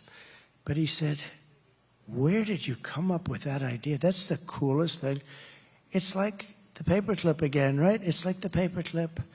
Somebody comes up with a paperclip and everybody says, why the hell didn't I think of that, right? Somebody came up with a paperclip, I guess made a lot of money, and other people said, gee. But he said, you know, I've been in the car industry all my life. I've never thought about that. So we're going to make it fully deductible, the interest payments. That's going to revolutionize your industry. This will stimulate massive domestic auto production and make car ownership dramatically more affordable for millions and millions of working American families. This is a phenomenal thing, if I do say so myself.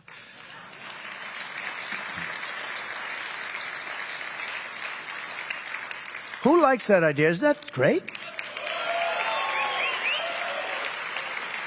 Likewise, to help small businesses afford the work vehicles they need to get the job done, we will double the amount of equipment investment they can deduct under Section 179. You know what that means. So you're going to get tremendous deduction ability. This will be great for small businesses, great for Ford and General Motors. It'll be great for them, and we'll sell cars and trucks and work vans like never before. You'll sell so much. Oh, those companies are going to like me, and I have nothing to do with them. I have nothing to do. See, another guy would have gone and seen them yesterday. Say, here's what I'm going to do. This is how bad they are. They're evil. Biden would have gone to see him. Hey, I have an idea, but he doesn't have those ideas.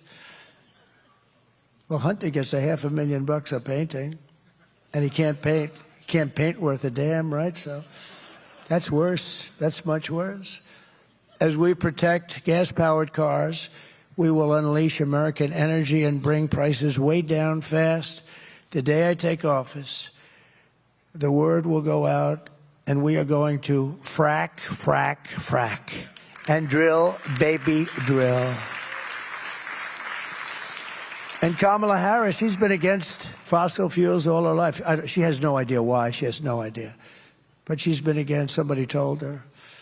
But Kamala Harris is doing the exact opposite. She's waging war on American energy, and she's imposed a natural gas export ban that I talked about with you before that's currently in effect, and she is right now shutting down power plants all across our country, ruining our country, ruining our electricity pricing and our grid. She's destroying our grid. Prices will soar by more than 100%, driving us into third world status, even as she forces us to only buy electric cars. Think of it. We don't have electricity. In California, you have brownouts and blackouts every week. In blackouts, I mean, the place is stone cold, broke, no electricity. And this idiot governor over there that I had to deal with, that is really, I don't know if he's really for real. So you have blackouts, brownouts all the time, and now he wants to go 100% electric cars. And then if somebody wants to build some kind of a plant to make electricity, he'll make it impossible for the get. What are they doing? They're destroying our country.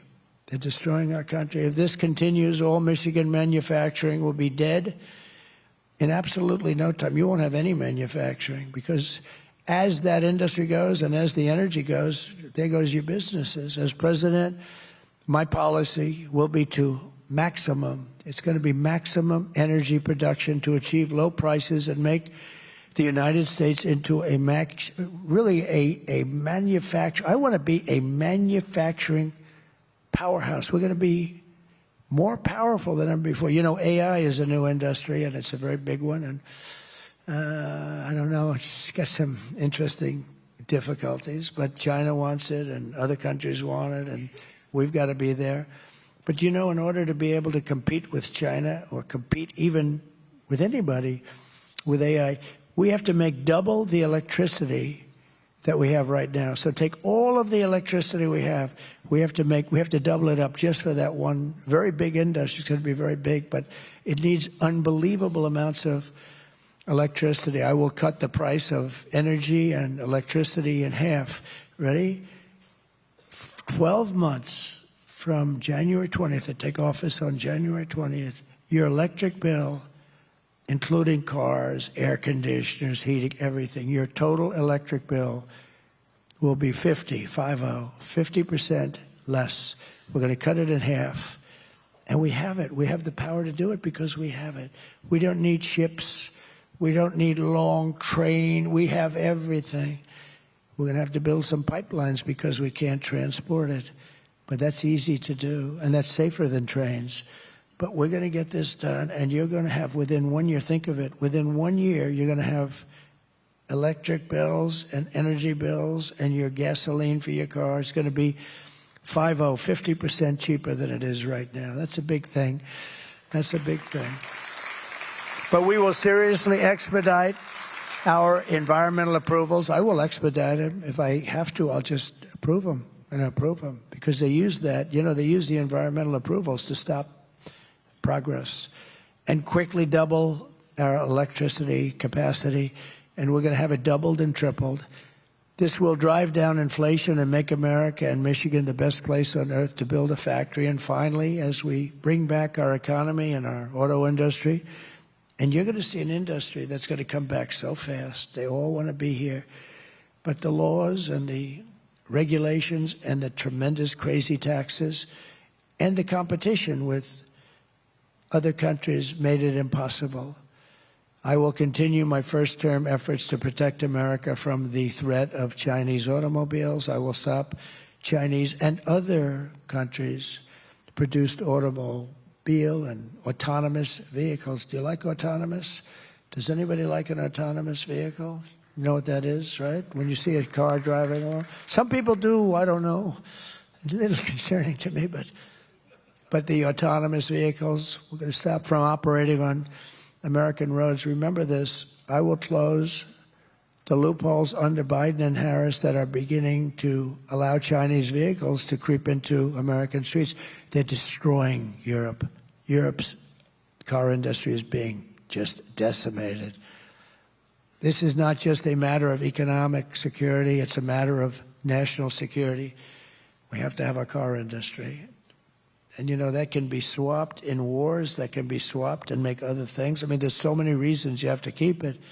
Second World War. Do you know, we built, in the Second World War, we built a ship a day. Nobody can even believe it. Today, we practically don't build a ship a year. We used to build the Second World War. We built a ship a day, freighters and things, but a ship a day. And today, it's crazy. We're going to get it back to a position where we can do things like that. This is how we will bring back our auto parts and bring back our manufacturing and unlock the destiny of the great state of Michigan. Michigan's going to be your biggest beneficiary for this. We're going to put America workers first, America's jobs first, American cars first, America factories first, and we're going to put the American people first. It's the first time in a long time you've heard that. From commerce to labor to FEMA. Boy, oh boy, have they been treated badly, the people of North Carolina and other states, Georgia a little bit. You get some governors that did a great job, but boy, the federal government let you down. I will work for Americans and only for Americans. I want to work for Americans. America first. It's a very simple policy. America first. When we do all of this, you will witness nothing less than the launch of a new American industrial revolution. Thousands of factories will open up all across our land. Great paying blue-collar jobs will lift up those who have suffered so terribly over the past 4 years. You heard the numbers in the auto industry. It's collapsing. Inflation will come down fast. American cars and products will be exported and admired all throughout the world again. Young people will move from the coasts to big cities and to the heartlands to build their fortunes on the new frontier of the American Midwest. They're going to move back. Instead of leaving, they're going to be moving back. And I'm telling you right now, standing here in the center of this once great city, that by the end of my term, the entire world will be talking about the Michigan miracle and the stunning rebirth of Detroit. That's going to happen very quickly. With your vote, we will bring back our country, we will rebuild our country, and we will reunite our country with American heart, American grit, and American hands. I want to thank you all for being here. This is a great honor. It's such an important day to me because I've been talking about this subject for so long, and I've watched politicians destroy this area, this state, this city, and it's so easy to fix, so we're going to fix it better than anybody ever thought even possible. So God bless you all. And now I think, on top of all that, I think I have to answer some questions. Can you believe it? So I'll stay here and I'll answer some questions. But thank you all very much, and we appreciate it. Thank you. Thank you.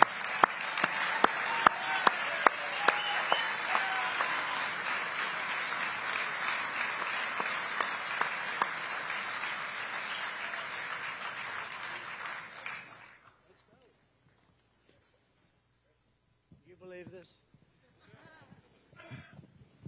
Well, that was a tremendous amount of information that you've given to us, and we'll see that the questions, you've really answered most of them already. I think so. I mean, you've really done a great job. And so what I thought I would do is to jump to a couple personal questions. The first one that I've always been intrigued with, you have an enormous amount of energy. I haven't seen anybody like you in my lifetime that keep on going and going and going, in spite of sometimes some rather negative responses and forces here in our country. How do you do it? Like a bullet to the ear. So I had parents that were great. It's you have good parents. You sort of, I believe in that theory. It helps. But I have two parents that were energetic. They lived for a long time. They were around for a long time.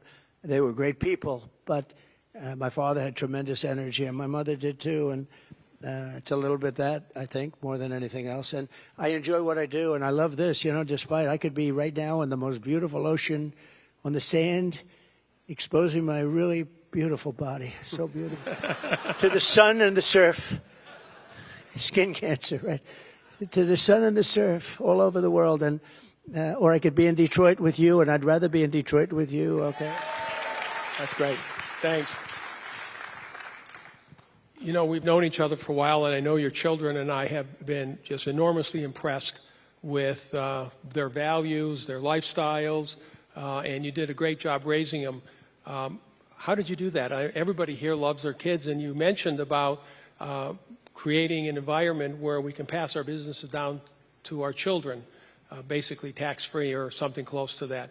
What did you do with your children to make them so responsible and so involved in everything that you do?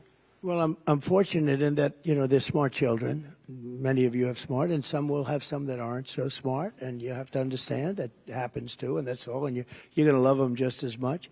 But, you know, I have smart children, and they've been good academically, et cetera, et cetera. But very importantly, I would always tell them, no drugs, no alcohol, no cigarettes. No drugs, no alcohol, no cigarettes. And they'd go out, and Ivanka would say, Dad, stop telling me that. And I said, I'm going to tell it to you every time I see you. I'm going to drive you wild with this. You're going to, no drugs, no alcohol. And I would say that.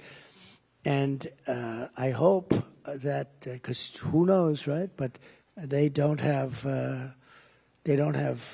any of those problems. I mean, I've seen friends, very smart people, they have smart kids, but their kids get hooked on drugs or they get hooked on alcohol. Alcohol is, in many ways, like they tell me, I don't know. I never had a glass of alcohol. I had a brother who was a wonderful guy, but he had an alcohol problem. And he sort of do the same. He said, don't ever drink alcohol. And he smoked, and you know, I put cigarettes in that same category, almost that same category, but they're certainly not good for you. But I would always tell my kids, because I've seen parents that had brilliant children, went to the best schools, they were great, but they got hooked on drugs or alcohol, and they never made it. They couldn't compete, basically. You know, they never made it. And many of them are dead. Many of them die. They die with this fentanyl that's coming in. I'm going to get that problem. I had that problem almost solved with President Xi, by the way, and I said, you have to impose the maximum penalty, or we're not going to, you know, I would always talk about trade. We have the power of trade. And I said, well, we're just not going to get along on trade. Hence, I could do things like we talked about. I don't want to go into it, but we can do things. And he and I had a handshake on, he was going to impose the maximum penalty on people that run companies that sell us through Mexico. Almost all of it comes through Mexico. And the maximum penalty is the death penalty. And he was going to impose that. And then we had the transfer power. And this guy came in, and he didn't know what to do with anything. And so that went down the tubes. But one of the first things I'm going to do is talk to him about that, because they were going to give the death penalty to anybody sending fentanyl into this country. And that would have really solved a lot of the problem. And the other thing I say, and it's not nice to settle like saying it, but, you know, I've seen a lot of countries. I deal with all of them, and I know that all of them. And the only ones that don't have a drug problem are the ones that have the death penalty. We can set up all of our blue ribbon committees. Everybody calls me. You would call me. My friends call me. Could I be on that blue ribbon committee? And they'd have a blue ribbon committee on drugs and how to stop, you know, these drug lords who are very smart people, very, very vicious, very smart. And we'll have these people from New York, some dilettantes, and they didn't want to talk about it. They just want to be a part of, you know, whatever it is. The only ones that stop drugs, the only ones, are the ones that have the death penalty. And you have to remember, it sounds horrible, but what's more horrible is what they do to our country, because on average, he or she, male or female, drug dealer, will kill 500 people. And that doesn't include the families that are devastated. I know families that lost a son or lost a daughter.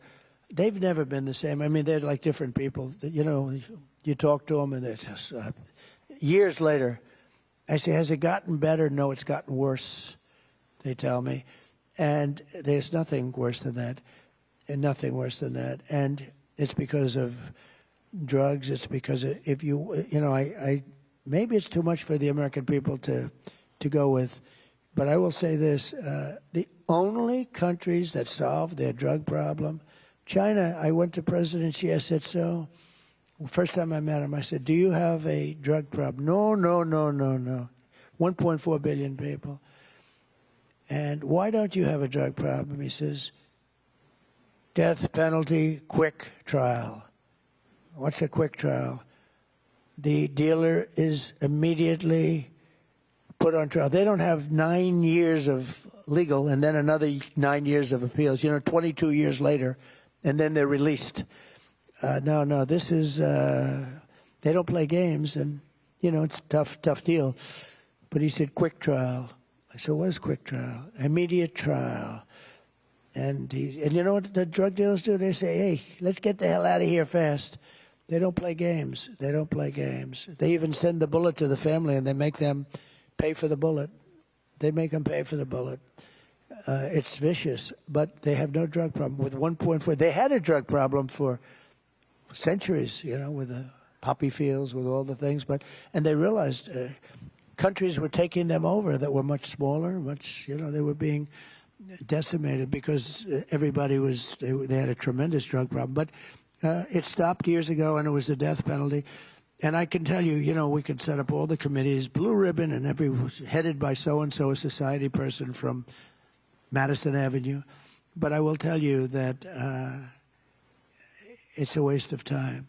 The only thing that's going to stop, and we got it down. I got it down 19%. That's great, but but it's not like I got it down, and we worked like hell. We had so much security in the border. We had the German Shepherds. There's a certain dog, a certain type of German Shepherd. So they have millions of dollars worth of machinery, and they have a dog, and it's a certain German Shepherd. Some of you know what it is. It has a sense of smell that's so incredible that the machine is nothing by comparison, nothing. And it's incredible to see. Incredible. But we watched it very closely on the border. We had a lot of dogs that did this incredibly well, and we had a lot of very expensive machinery that did it good, not great, but they did it good, not nearly as good, believe it or not. And we had it down about 19%, and that was it. It was very tough. With the death penalty, you would eradicate drugs in this country. But and I talk about it a lot. I say that because maybe people have to get used to it because it sounds harsh. But when you think of it, if they do kill on average 500 people, everybody in this room knows a lot of people that they lost a child, or sometimes a father or mother, but they've lost a child to fentanyl, and that wouldn't have happened if we had the death penalty. But the country's going to have to tell us that they're ready for it because it's a pretty big step. You mentioned the Abraham Accords and Israel. This community is one of the largest Arab communities in the United States here, Dearborn, Michigan, and we have a thriving and very, very large Jewish community.